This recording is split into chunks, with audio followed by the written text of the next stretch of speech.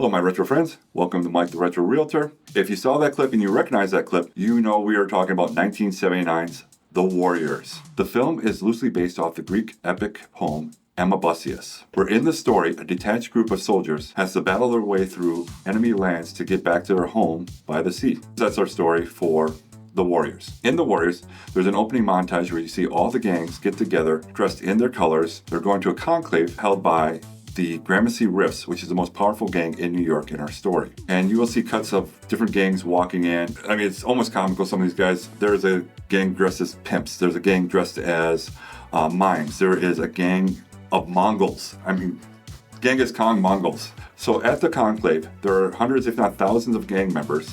And the leader of the Griffs get up and starts speaking. And he's talking about if we consolidate our powers, get rid of our little turf wars, and they will outnumber the cops 10-1.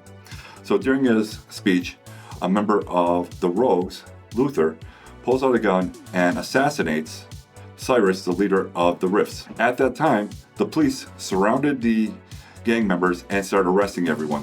They come in and start raiding the conclave. During the confusion, a member of the Riffs points to one of the warriors and blames the warriors for killing Cyrus. And at which point, that member of the warriors is taken out by the Riffs. The remaining members escape through a graveyard and have to fight their way back to their home on Coney Island. There is a narrative, not so subtle code, of a DJ giving tips to all the gang members who are listening to the radios on where the warriors are, who had interactions with them, trying to direct them. Because the hit is out on the warriors. They are blamed for killing Cyrus. Not only are rival gangs looking for them, they're also being hunted down by the police, who's basically capturing everybody. Throughout the course of the movie, they run into other gangs, the Turnboat ACs, the Orphans, the Baseball Furies, the Lizzies, and even a gang called the Punks. Sometimes they'll run, sometimes they'll fight, they get split up, they get back together. The remaining members of the Warriors do actually make it home to Coney Island.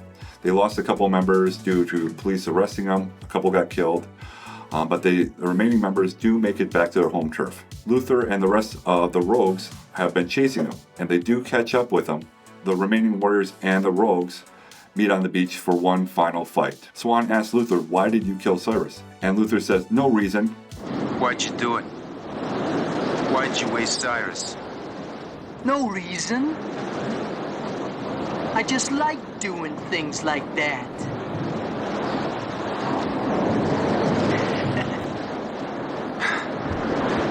During the conversation, about 100 members of the Gramercy Riffs surround and overhear the conversation and realize that the warriors did nothing wrong and the Rogues are the ones that they're looking for. They were keeping track through the DJ and over the radio, so they know exactly what's going on. And at that point, they tell the warriors that they are good to go, and they surround the remaining Rogues, and that is the end of the movie. Joe Walsh's In the City plays in the background while the warriors walk home. That's the basic plot. There's a lot of other stuff that goes on during the movie. Definitely worth watching. So the movie was made for a $4 million budget and made $22 million. Now these numbers are very small, but we're also talking 1979. It probably would have brought in more, but a lot of theater owners did not want gang members showing up and starting fights with the regular theater goers. I do believe a little bit of that because that will bring in that kind of crowd. The production went fairly okay. They were only able to film at nights in New York, so from dusk till dawn basically.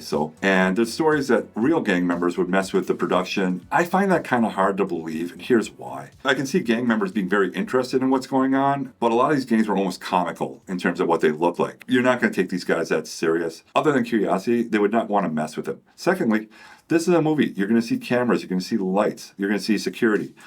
And probably a bunch of cops also hanging out just out of curiosity.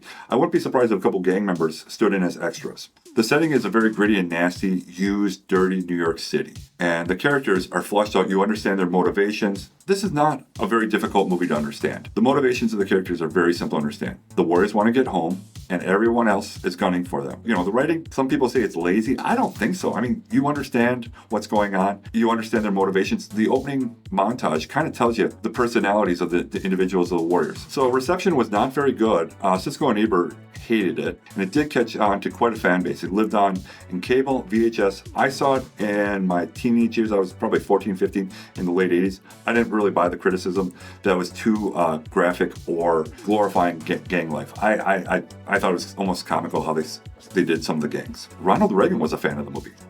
Who would have guessed? But the movie did live on and became quite the cult classic, even spawning a video game on the PS2 in, I believe, 2005. You can buy the DVD now for $8 to $10 for the director's cut. I'm sure it's streaming. If you're a real geek, if you want to buy the video game, that's about $50. But what's cool about the video game is a lot of the actors came back and did the voice acting for the video game. So very cool. The score is that kind of futuristic 1970s. A lot of unusual sounds in it. The beat picks up perfectly when the action happens. There's also a soundtrack that features Joe Walsh's In the City and Arnold McKellar's Nowhere to Hide. So the movie has a 7.5 on IMDb, and both critics and audience scores on Rotten Tomatoes is an 88, which is very high. So it is now a very well-loved movie. If you're a movie lover, this is a movie that you should have in your movie collection. Going back to my teenage years, I would probably pop in the cassette and then later on the DVD at least once a year and give it a viewing.